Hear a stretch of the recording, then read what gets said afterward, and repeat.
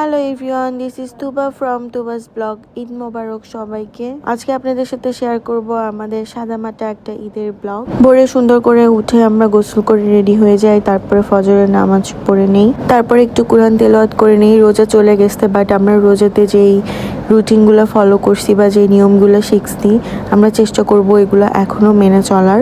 তারপরে আমি সুন্দরভাবে নামাজে যাওয়ার জন্য, মানে ঈদের নামাজে যাওয়ার জন্য রেডি হয়ে নেই। ঈদের নামাজে যাওয়ার সময় সুন্দর সুগন্ধি ব্যবহার করা কিন্তু সুন্নত। চলেন এবার নামাজে যাই।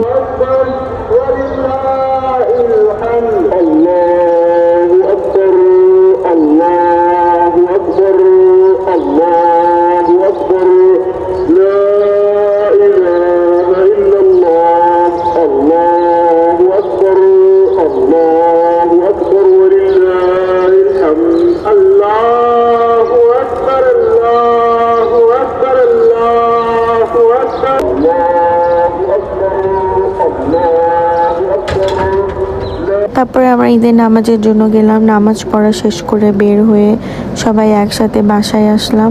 এখানে আম্মু, আব্বু আর রত্ন একসাথে হেঁটে যাচ্ছিল। এই মুহূর্তটা আমার অনেক কিউট লাগছে জন্য আমি একটু ভিডিও করে রাখছি। তারপর রত্ন আমার কাছে চলে আসে আর আব্বু আর আম্মু একসাথে যাচ্ছিল, আর এখানে আমি আর রটি।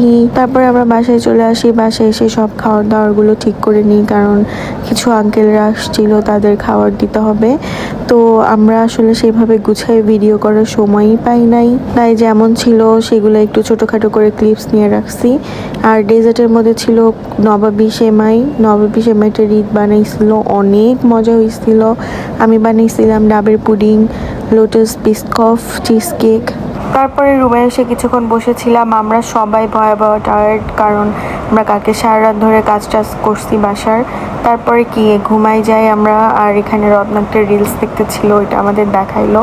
ঘুম থেকে উঠে আমরা ফ্রেশ হয়ে একটু ঈদের ডেকোরেশন করে নিলাম অল্প স্বল্প। তারপরে এখানে আমি আমার একটু মেহেদি দেখাইলাম।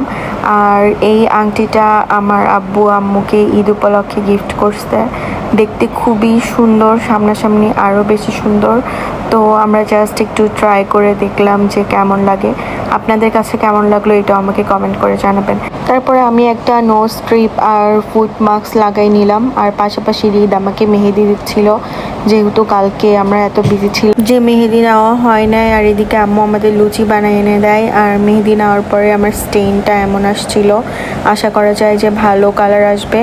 আর এটা হচ্ছে আমাদের সারাদিনের সালামি, এইটার জন্য আরো মন খুশি হয়ে গেছে আর ঈদ লাগতেছে। দোয়া করি আপনাদের ঈদও অনেক ভালো কাটুক, সবাই খুব ভালো থাকবেন। ঈদ মোবারক, আল্লাহ হাফেজ।